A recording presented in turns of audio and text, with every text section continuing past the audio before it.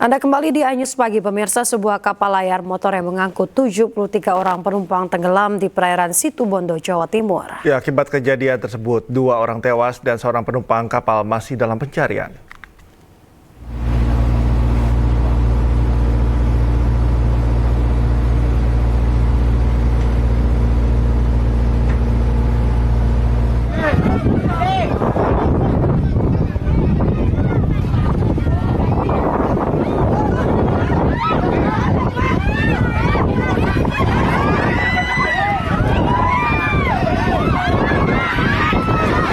Inilah detik-detik kapal layar motor Lorena Sari tenggelam di perairan Situbondo, Jawa Timur.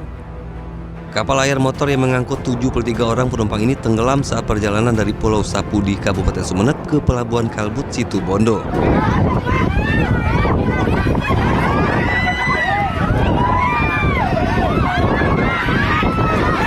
Para penumpang kapal motor ini berhasil evakuasi kapal kargo KM Berlian Selatan yang kebetulan melintas di lokasi tenggelamnya kapal kayu tersebut.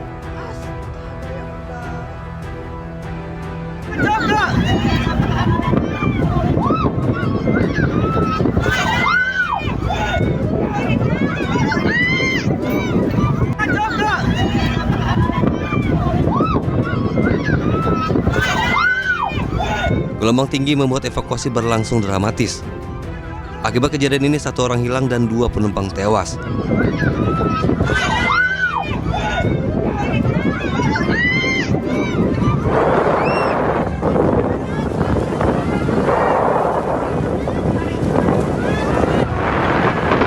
Para korban dievakuasi ke Pelabuhan Jangkar menggunakan kapal kargo KM Berlian Selatan dan kapal milik tim SAR untuk mendapatkan perawatan medis.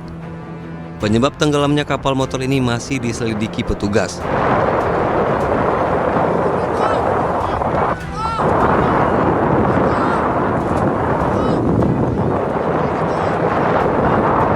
Menurut korban selamat, dek kapal tiba-tiba digenangi air diduga karena mengalami kebocoran. Dia bocor itu. Oh, bocor. Iya, bocor.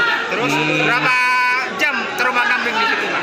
Langsung itu bocor kira-kira 10 menit itu. 10 menit ada matiannya. Iya, langsung ke dalam air dari muka. Langsung itu mati mesin. Ya, Setelah itu pertolongan berapa jam dari kejadian? langsung itu. Ada kejadian langsung ditolong ya? Langsung ditolong sama kapal. Sama kapal ya? Hingga kini petugas masih melakukan pencarian terhadap seorang korban hilang. Kedua korban tewas telah dibawa ke ruang pemulasaran jenazah RSUD Asem Bagus. Sementara korban selamat telah dipulangkan ke rumah masing-masing usai mendapatkan perawatan medis. Dari Situbondo, Jawa Timur, Rizky Amirul Ahmad, iNews melaporkan. Sebuah bus berpenumpang kurang lebih 60 orang terjerembab masuk ke sawah di Banyumas, Jawa Tengah. Penumpang bus rencananya akan menghadiri hajatan, namun naas terguling di perjalanan karena diduga sopir tak mengenal medan jalan. Iya bang, sumpah jare arep maring gombong kondangan penganten.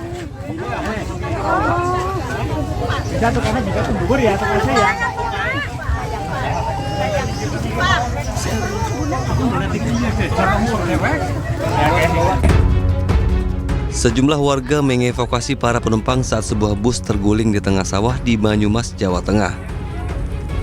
Dengan menggunakan alat seadanya, warga mengevakuasi para korban melalui kaca bus.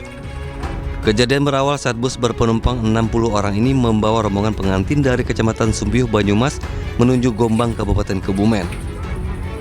Namun naas bus terguling ke sawah lantaran pengemudi hilang kendali di saat berpapasan dengan kendaraan lain di jalan desa yang sempit. Sulitnya medan membuat proses evakuasi bus berjalan cukup lama. Warga menggunakan truk untuk menarik bus keluar dari sawah. Dari sini mau ke timur, ya. Terus tahu-tahu udah miring-miring, ya. Terus langsung istilahnya apa? Jatuh. Meletak ke kanan, sebelah kanan. Oh, ke sawah. Terus juga turut ambil tangga buat evakuasi pada para korban. Tidak ada korban jiwa dalam kecelakaan ini. Penumpang yang terluka dibawa ke puskesmas guna mendapatkan perawatan medis. Penyebab kecelakaan masih dalam penyelidikan aparat Satlantas Polresta Banyumas. Dari Banyumas, Jawa Tengah, Saladin Ayubi, iNews melaporkan. Pemirsa, viral di media sosial, bus mundur saat nekat melewati tanjakan yang sudah anjlok di Kadupandak, Cianjur, Jawa Barat. Bus nyaris menabrak warga di belakangnya dan masuk ke jurang. Allahu Akbar. Allahu Akbar. Allahu Akbar. Mundur. Awas. Allah siapa babak mamun kena. Allah. Arsa. Beginilah rekaman video amatir warga saat mobil bus melewati tanjakan yang sudah anjlok, tepatnya di Tanjakan Purut, Desa Sindangsari, Kecamatan Kadupandak, Kabupaten Cianjur, Jawa Barat. Dalam rekaman, bus sempat naik namun tak kuat menanjak sehingga membuat bus kembali melaju mundur dan turun. Beruntung sopir bisa mengendalikan dengan aman meskipun nyaris menabrak sejumlah warga yang berada di belakang serta nyaris masuk ke dalam jurang.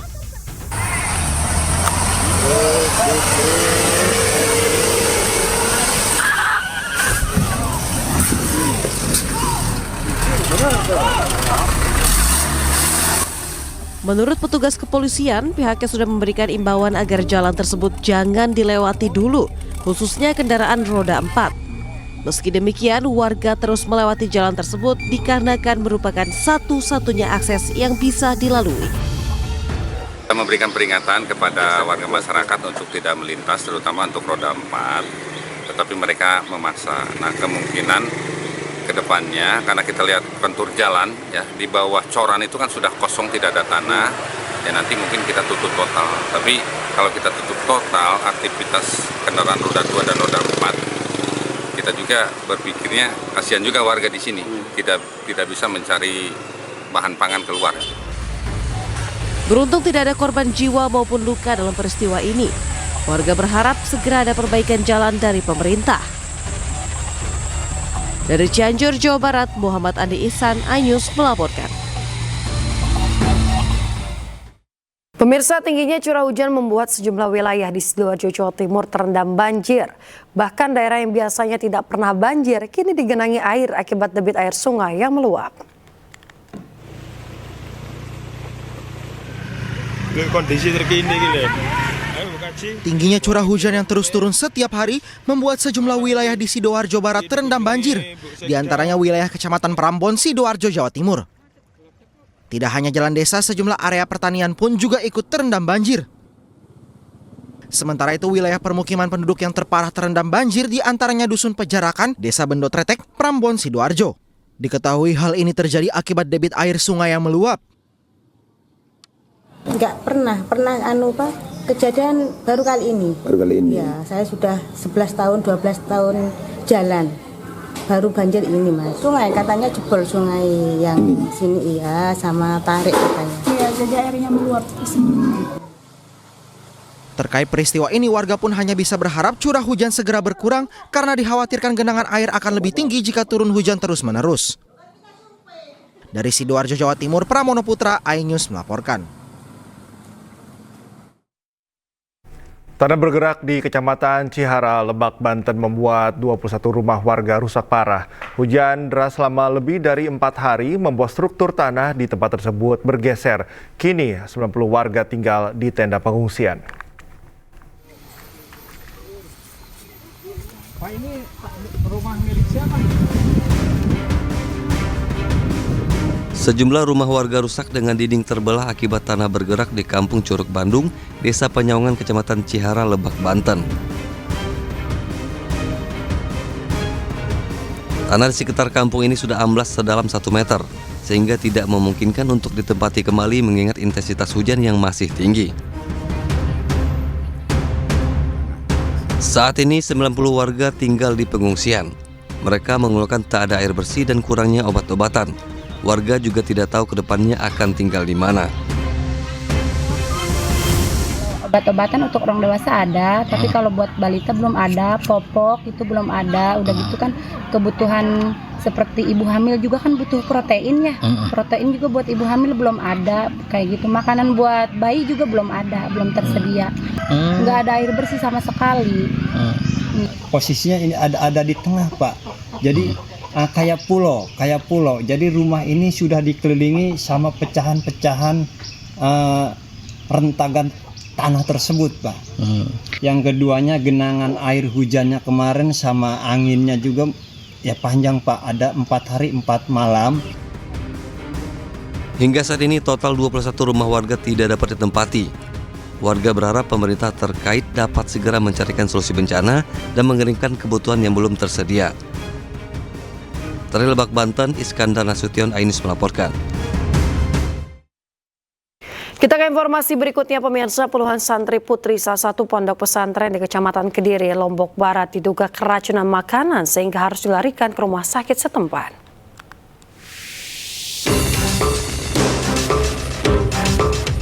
Sejumlah santriwati terbujur di ruang unit gawat darurat Rumah Sakit Umum Awet Muda Narmada, Lombok Barat, Nusa Tenggara Barat. Sementara 58 santriwati lainnya dilarikan ke sejumlah RSUD dan puskesmas di Lombok Barat setelah diduga keracunan makanan. Para korban mengeluhkan mual-mual dan muntah seusai mengkonsumsi makanan yang ada di dalam dan di luar areal pondok pesantren. Dugaan keracunan makanan ini telah ditangani Dinkes Lombok Barat dengan memeriksa sampel makanan untuk mengetahui penyebab keracunan. Sementara petugas kepolisian masih melakukan penyelidikan terkait kasus keracunan makanan ini. Dugaan seperti tadi, makanan yang dibawa oleh orang tua sama jajanan yang dibeli di pinggir jalan pada saat jam kunjungan tersebut. Kan kalau jam kunjungan boleh keluar ya. Ada langkah untuk penyelidikan di sana? Untuk langkah penyelidikan tentunya teman-teman dari Daskrim sedang melakukan penyelidikan, mungkin mencari sisa-sisa makanan dan mencari keterangan-keterangan daripada pihak-pihak yang. Usai menjalani perawatan, sejumlah santriwati telah diizinkan pulang dan dirawat jalan di rumah masing-masing. Dari Lombok Barat, Muzakir, Ainus melaporkan. Pemirsa, event bazar dan lelang perlengkapan rumah disambut antusias masyarakat. Ya, dalam event ini pengunjung dapat mendapatkan berbagai produk dengan harga yang terjangkau.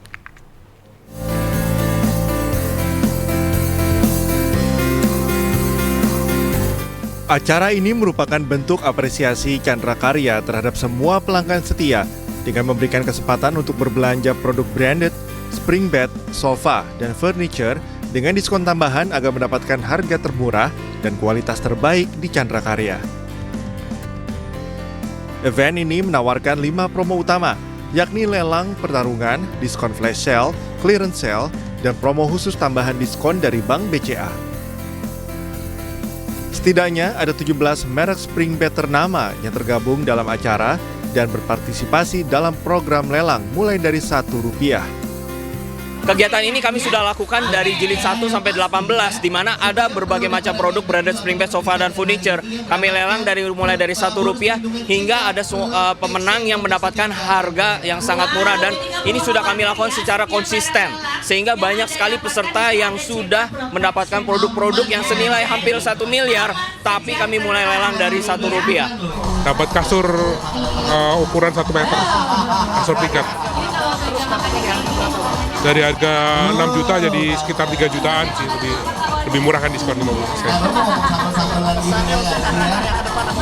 Wah, kalau ada lelang kayak gini didekati lagi, ada terus aja, kalau bisa setahun 3 kali, 4 kali lah.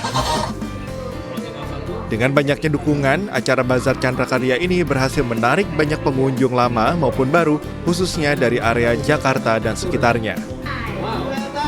Dari Tangerang, Banten, Rizky Iqbal, Sutrisno, iNews melaporkan. Pemirsa, menjadi salah satu perusahaan yang memiliki tanggung jawab sosial, MNC Group melalui MNC Peduli menerima penghargaan pada ajang bergengsi Indonesia SJDs Awards 2024. MNC Group meraih 3 kategori penghargaan yang menjadi kebanggaan serta motivasi untuk terus menjalankan program CSR yang tepat sasaran.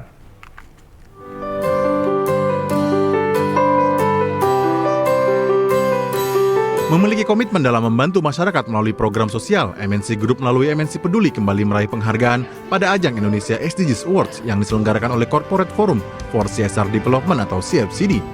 MNC Group meraih 3 kategori penghargaan, yaitu The Top Corporate Leadership on SDGs, The Most Committed Corporate to SDGs on Social Pillar, dan The Most Committed Corporate to SDGs on Environment melalui program yang dijalankan MNC Peduli pada 8 program, meliputi bidang kesehatan, sosial, lingkungan, dan kesetaraan gender.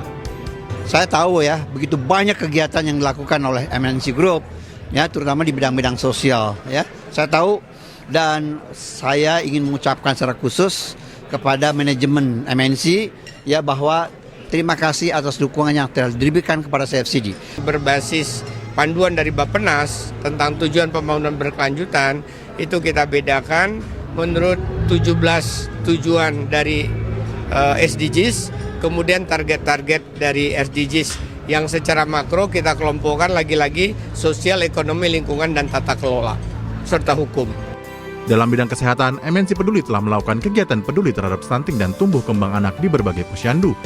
Sementara dalam bidang pendidikan, MNC Peduli telah membangun rumah baca di berbagai wilayah serta turut membantu melengkapi fasilitasnya. Di bidang lingkungan, MNC Peduli turut melestarikan lingkungan dengan menanam mangrove untuk mencegah abrasi.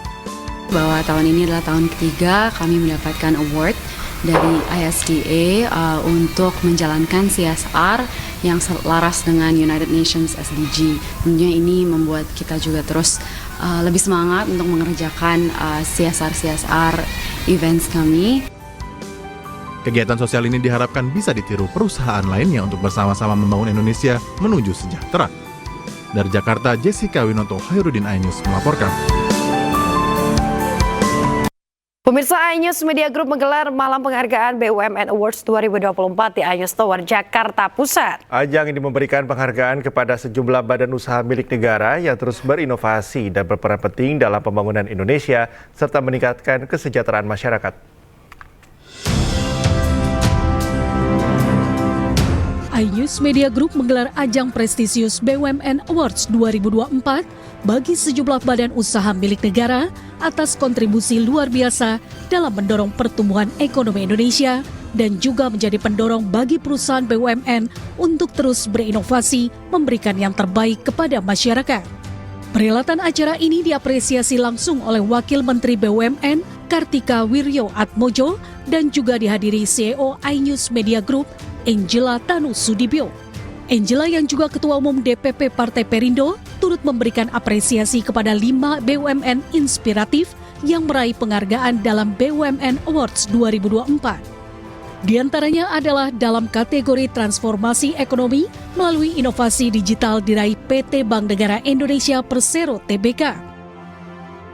Pada kategori transformasi sosial, budaya, dan ekologis dalam investasi dan konstruksi di bidang energi terbarukan diraih oleh PT PP Persero Tbk.